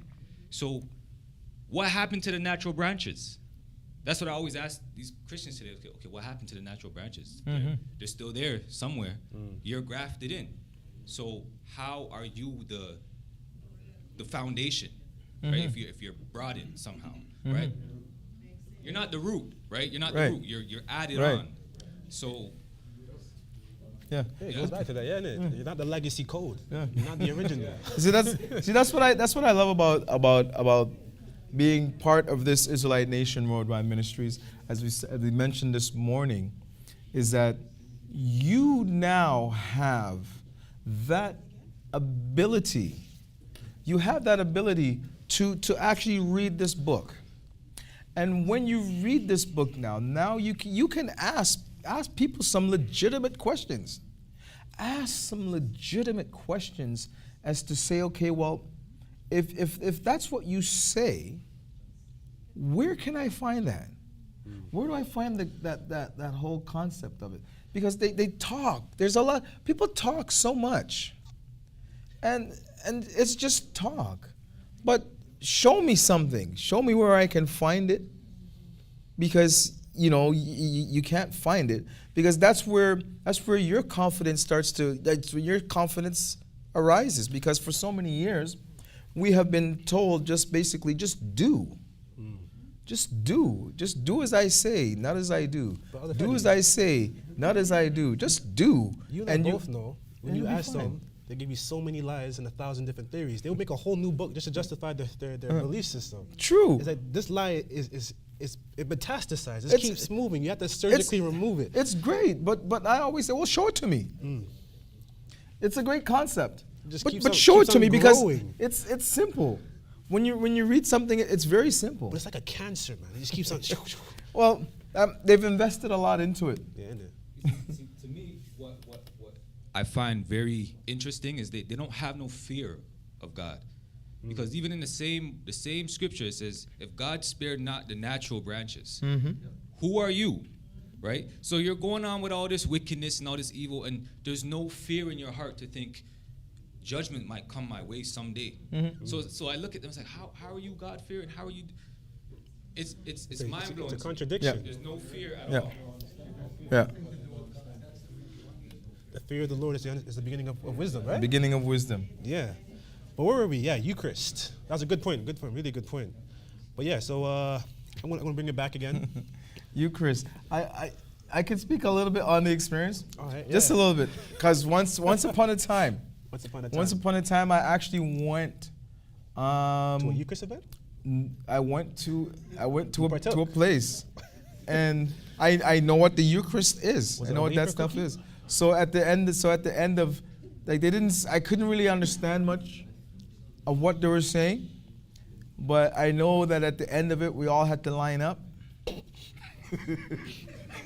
Sorry, I didn't know you were actually in it. Yeah, I was you in were the just building. watching. We all lined up, and you walked to the front, and there was the priest guy. Sir, how old are you, sir? I must have been about maybe, I think I was probably 15. So you're having cookies and wine at 15.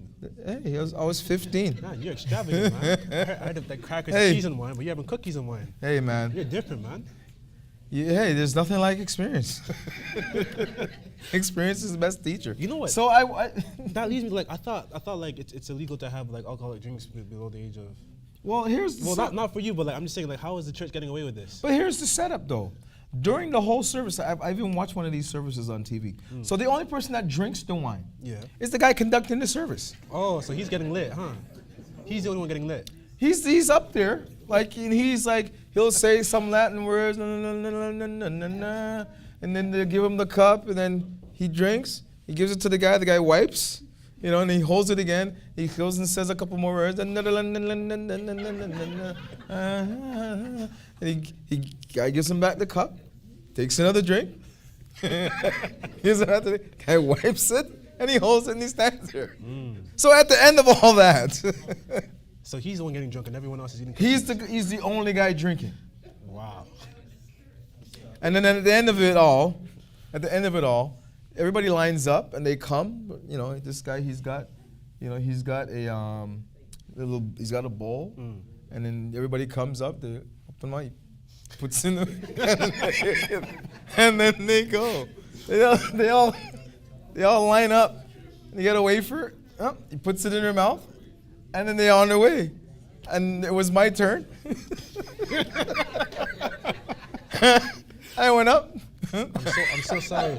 I'm so sorry you had to I went up, experience that. got my wafer, and I think by the time it dissolved, this thing dissolved pretty quick. It's like, hey, can I get another piece? Oh my gosh. Yo, I'm telling my you, like, teacher, I don't know, sometimes we break bread, and the children are around. Like, it's not like that. You just, you don't get no end piece. You don't want the corner. It's not like that. Sorry, Elder Millia, and those some of the brethren. Elder Freddy, you can't give me peace at the end. Want a corner piece? Corner piece? Corner piece now? No, man. Once you pass, you can't go back in the line. You can't go back in the line. So it's not like when we break bread, after block bread and just geek. And sometimes your brethren might look at you for, hey, that piece are too small, What? And then the children come. The children want that. Can I get a big piece of bread? Can I get a big piece of bread? The small little children. Can I get a big piece of bread? And it's like, where you going with your small self? You want a big piece of bread? No, they give you a wafer and it dissolves. The thing dissolves by the time you come out of the line. It's like, wow. After all that, watching the guy drink all that wine, and now you get a little piece of wafer that dissolves. But anyways. Wow, man, what an experience. Oh, man. What an experience. Whew. I'm telling you. Listen, I know there's some brethren that went. Don't all go say you guys didn't go to no Catholic church. The way you describe it's almost like I was there, Well, hey. But I wasn't really there. No, you don't. Trust me, you don't want to be there. No, yeah, I know. I'm a Yeah, good you right don't man. wanna good on that. Yeah, it wasn't worth it, man. I felt hungry after that. Also started the appetite. Yeah, like you're there for all that time, and it's like this guy's up there just drinking away, and what you get? You just get a little piece of wafer and just be on your way. Man. Yeah, man. that's an experience, but I wouldn't say it's an experience that you should all try. And you do this every Sunday, right? They do this anytime they get together. Every first Sunday. Has you been? Did you get your wafer too? Okay, so you got. I didn't know this before today, but is anything any different? What I describe is anything different? Well, he used to get the wine as well. Oh gosh, jeez. You got lit then. What kind of? So. You got So that wasn't that wasn't Catholicism, was it? They gave you a shot? You got a shot of wine. You guys are different, man. Okay. Tell us your story. My experience was with the Methodist Church. Okay, so that's a little different. Right. Okay. So we had Never mentioned communion that. every first Sunday. Mm-hmm. And you would go up to the front, which is their altar. You would kneel, and then the minister would come around, and they would say a prayer, and they put the wafer in your hand, and then they would come around. Then you have to eat that, and then they would come around with a little thing of grape juice, Uh-huh. and that was what you used to wash down the wafer. Oh, okay. So that was my Okay. experience. Mm-hmm. So, yeah. Wow. Okay. That's interesting. But you can see where, okay, so what you're looking at in that is that this is a branch from their tree. Yes. A child from the mother. Legacy code. Legacy code, because you can see the similarities, right? Like I didn't get no grape juice or any. But in her branch, they provide grape juice. They gave you the grape juice. I see.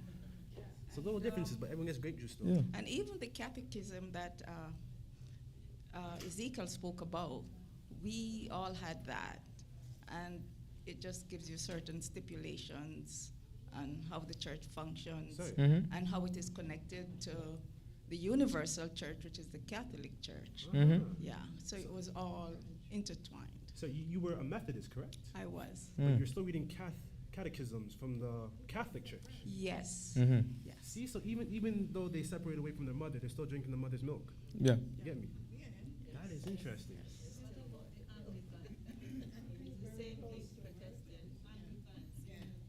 Same thing. Okay. Wow. Not much difference. Yeah, you know what? But what you see is when you see something like that there's somebody they've broken off, it's just somebody recognized a money making venture, because it's like, okay, well, we're rolling up all this dough up to up to the guy on the 7th hill, but if I could say something a little bit different and put my own little spin to it, I can get a cut of the pie. So that's what you see when you get another denomination. So somebody is seeing how they could profit from this, because there's always money. There's always money involved. There's always money to be made. And so by this stat, we have 45,000 profiters. 45,000 profit. Yes. Yes. So all those 45,000 denominations. More than 45,000, sorry. Yes, More than because 45,000. that's not counting the storefront guys. And even like in plazas, like you're there to buy something at a plaza, but then you see, Light Shine Ministry. Light Shine Ministry, and it's some African guy or a Nigerian guy. And it's like, oh geez. Yeah, like a new wine ministry or something like that. You always find them like in the plaza, or in a corner, or like in an industrial zone or something like that. But you always find them. Let me finish this catechism. Sorry. Let me finish this catechism. I'm sorry, but there's nothing like more comical than to see like a Nigerian people that doing these type of things. Crazy. But real quick though. So where was that? I'll start from the beginning, real quickly read it, and then we'll just go into it after. The Sunday celebration of the Lord's Day and his Eucharist is at the heart of the church's life. So what you partook in was at the heart, the very center, the core, the fabric. Okay. You don't gotta building block. You gotta lay into it like that. Pillar of the church. Gee, Sunday thanks. is the day on which the Paschal mystery is celebrated in light Thanks, of the Ezekiel. apostolic tradition, and it is to be observed at the foremost holy day of obligation in the universal church. Also to be observed are the day of nativity of I don't want to say this, but of our Lord Jesus That's Christ. the 25th. The Epiphany, the accession of Christ, the feast of the body and blood of Christ. That was what you had, right? The body and blood of Christ. No, Pansy had the blood. Oh, you had the you had the body of Christ. She had the body and the blood of Christ. Cool. And the feast of Mary, the Mother of God, her immaculate conception, her assumption, the feast of Saint Joseph, the feast of apostles Saint Peter and Paul, and the feast of all saints. Wow. Wow. I'm gonna check Leviticus 23 to see if I can find any of those?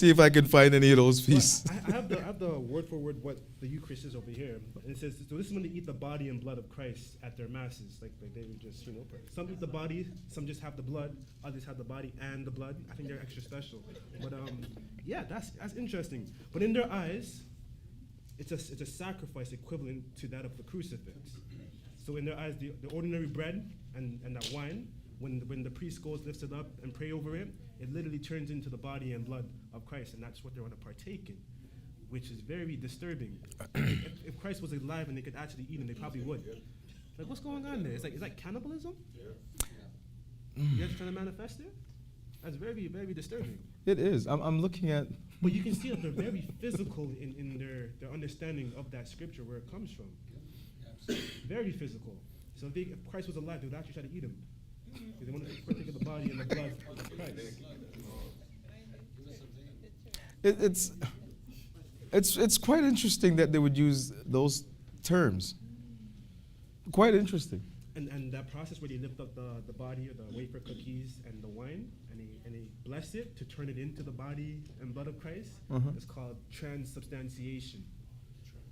Yeah, I know a lot of weird behaviors going on here, but yeah, it's very interesting. Choices of words, practices, etc. Very, very, very interesting. Okay. But very physical by nature. So let's get into some scriptures here. Okay. But where does that come from? It comes from Matthew 26. Matthew 26. If you go to Matthew 26 to the 26th verse, and you can read what they're referencing or why they practice what they practice. So let's read it. And as they were, so Matthew 26, verse 26, and as they were eating, Jesus took bread and blessed it and brake it and gave it to the disciples and said, "Take, eat, this is my body." And he took the cup and gave thanks and gave it to them, saying, "Drink ye all of it, for this is my blood of the New Testament, which is shed for many for the remission of sins. But I say unto you, I will not drink henceforth of this fruit of the vine until that day when I drink it new with you in my Father's kingdom." And when they had sung an hymn, they went out into the Mount of Olives. Then saith Jesus unto them, "All ye shall be offended because of me this night, for it is written, I will smite the shepherd, and the sheep of the flock shall be scattered abroad. But after I am risen again, I will go before you into Galilee." Okay. Yeah. So that was verse 26 to 32. Yeah. But as you know how we do things here, right? So before we can get there, we go to Matthew chapter 26, verse 1. In verse 1 it says, "And it came to pass, when Jesus had finished all these things, he said unto his disciples, Ye know that after 2 days is the feast of the Passover, and the Son of Man is betrayed to be crucified." So this is the same when he's eating. So what he had told them to do was go and find a place for us to keep the Passover. So the whole concept of what they're saying, again, the body and the blood and all this sort of stuff, they're trying to say that that is Passover. Because he was going to go keep, it wasn't the Last Supper, it was his Last Supper. And that supper that they were eating was Passover. So It was not the last Passover. it was not the last Passover. There will never be a last Passover. Because the institution of Passover, this is fancy words because they're using fancy words. So I'm going to use a fancy word. But the establishment of Passover was meant to be perpetual, forever. To all generations. Passover is something we would do forever. And it's not Eucharist. The Eucharist is not Passover. It's not. Because we know, because in order to keep Passover, there has to be certain stipulations. So whatever it is that they're doing, whatever it is that they're calling, whatever, like, it is completely nothing to do with Jesus, the Christ. Nothing to do with Jesus, the Christ, because Jesus, the Christ, kept Passover. And when he was there with his disciples and what he mentioned here, and he said, do this in remembrance of me, it's because he's saying, well, I'm the sacrificial lamb, but do this in remembrance of me because this is Passover and this is what we do at Passover. Because who is speaking? Who? The Christ is speaking. So the Christ is saying, do this in remembrance of me. Because who do you think was there with us in Egypt? Who was it that did all those things in Egypt for us? I mean, when the reason why we were keeping the feast is because we had to be indoors with your shoes on your feet. We have no time for the bread to rise. That's why it's called unleavened bread. Just, you separate and roast the lamb, eat, because on this night, what is going to be done you will never see anything like this again. Because those Egyptians that label themselves as our enemies, you will see them no more. There is going to be weeping and wailing tonight in Egypt because the spirit of death is coming and it is going throughout all of Egypt, killing all the firstborn, both of male, of man and beast, in all of Egypt. So this is what you're going to do in remembrance of all of that we do every year. It's not every Sunday or every Lord's Day, whatever that is. The Lord's Day. Okay, whatever the concept that they have, whatever they decided to do, this is what we did. And we know that there was never any wine. Absolutely not. There was never any wine in the cup. And of all things, like, why wine? Think of it. Why wine? What is it? Because what? Blood is red and wine is red? Well, what if it's like Elder Michael's red? What if it's white wine? What are you going to say then? We know that it's not wine because the traditions of our forefathers. Our forefathers were shepherds. We're in the wilderness. We're in the wilderness. We're shepherds. We're people that work with our hands. And if you're tending to the flock, generally you can't afford wine. If you're a simple people, you can't afford wine. Wine is not something that is precious to you as a shepherd. Water is precious. Water, the first firmament, is what you would need to sustain life. So we know that our people didn't drink wine. Wine was a luxury that we could not afford. Like, why would you having wine? Again, these are types of things that we know and observe. And whatever ritual it was that I was part of, Pansy, yourself, and anyone else in here who's ever experienced anything like that, that is nothing to do with what took place here. Like, we could even get into that at another time, but it would be very interesting to see, and you contrast the differences. There is no similarities between the Roman Catholic principles and teachings and what they do If that is their main thing, the Eucharist is one of their main things, and the acknowledgement of the. It's funny how they fancy these words, the nativity, like these fancy words, like say you don't really understand. We're talking about the birth of Jesus. So the birth of Jesus, what they call the nativity, it's not on the. I'm looking for the December 25th date, and it's not here. December 25th is not here. So I don't know. But just even add to the just the part of the blood of Christ and the bread of the body of Christ. Like we wouldn't there was no wine in the wilderness. No one's making wine at that time. But even to have wine at your altar is insane. It is. It's insane. You can read the book.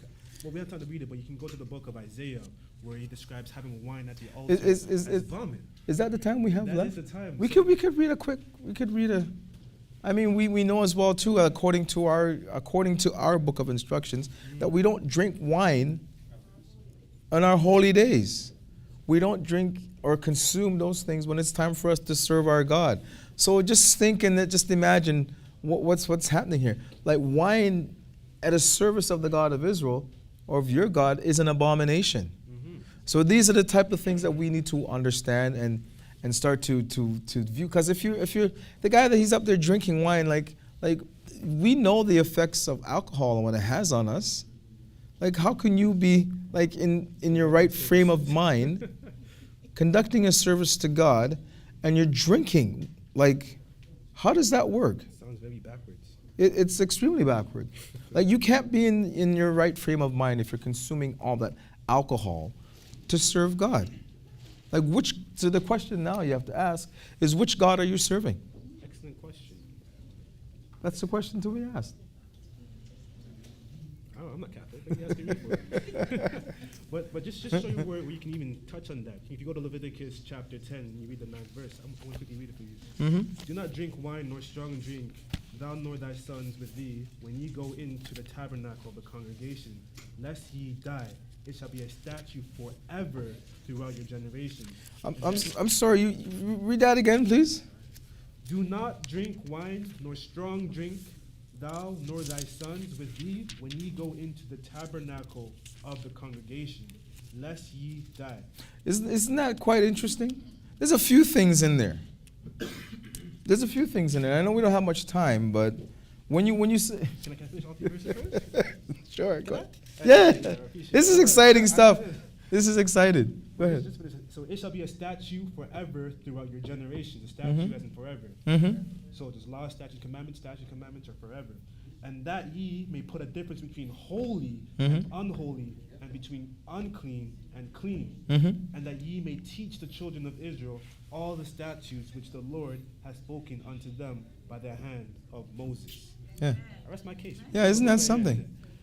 Isn't that something? But then you look at the Catholic shrine and they're out there just, popping wine, and bottles everywhere. And how would they do that too? Because it says like, because their priests have vowed a vow of celibacy. So how are you going to teach your sons? Not populating.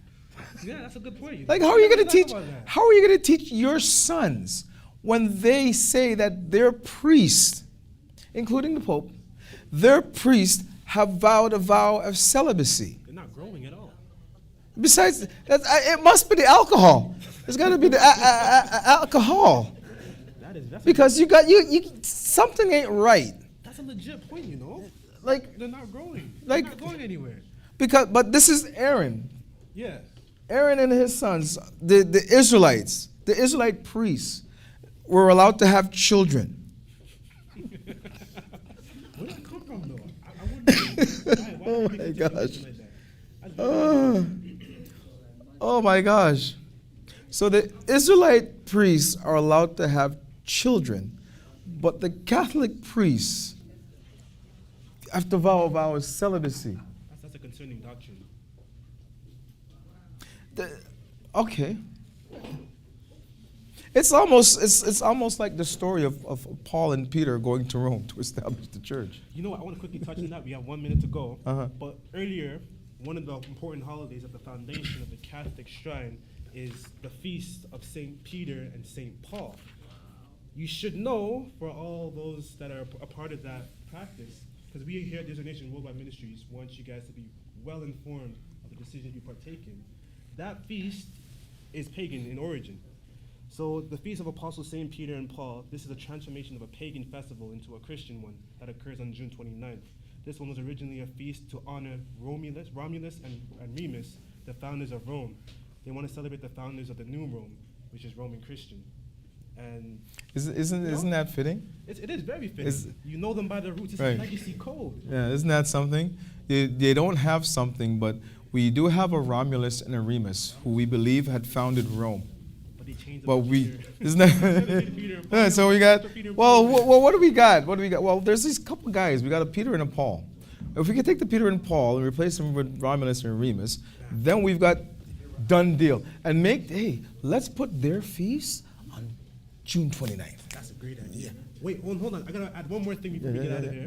Yeah. The Feast of All Saints Day, November 1st, right before All Hallows Evening, October 31st. Where's It's like Shernet? dead on top of Where's dead. Shernet? Because Shernet's born on October I'm 31st. so sorry to hear about that. But you see how they structure things? Oh, yeah. So All Saints Day All Saints Day is November the 1st. November the 1st, before Halloween, which is All Hallows Evening, or the Devil's New Year. Ah. You know, so, or All- Holy Night, you know. All Saints. Hallow as in holy, and Ween as in night, holy night. But they celebrate all the mandom who are allegedly in heaven, and ask them to Did pray you for just them. say all the man them? Hold on. It gets even better though. It gets even better. November 2nd is All Souls Day. Uh-huh. So you got All Saints Day, All Souls Day, and that's the commemoration of the dead at this point. So would that include all the men them too? Yeah, all the mandom too. All the mandom. But just by that, so like that's in their doctrine, that's in Yeah. their belief system, that is their creed, their code of ethics, the standards that they live by, the teachings that they teach their children and all the followers by. That's the thing that they recite that's so big and powerful, it touches each and every one of those branches, like the Methodist Church. And everyone's preaching it, practicing it, recommending it, living by it, writing books on it, etc. But this is not Israel. We're Israelites. Light is in our name. Like, what's going on here? It's that we're the children of life. That's why all of our holy days happen in the time of when it's light in the season. So from April, May, June, July, August, when you have the more light within the seasons, and we serve the true and living God, not the God of the dead. We don't have a holy night. We don't have an All Souls Day and an All Saints Day. We're not commemorating the mandom up in heaven. Man, I don't know what to tell you. Just by that alone, you can tell that Catholicism and the Bible just ain't rocking with nothing. It's water and oil. But that's it, man. I have so much. Got to do part two of part two now. We're not even done yet. Oh, it's called a part 3. No, it's part two of part two, because part 3 is different. That's true. Like the Methodist Church. That's true. That's true. This That is is the Catholic segment. But so part 2. Un, deux, trois. So, anyways, thank you so much, everybody, for joining us. Don't forget to like, comment, subscribe, and share the video with all your friends and not so friends, whoever's not your friend. Share, because we want to get feedback. We enjoy doing what we do, and thank you again so much for coming out. And with that, we're going to say peace. Peace.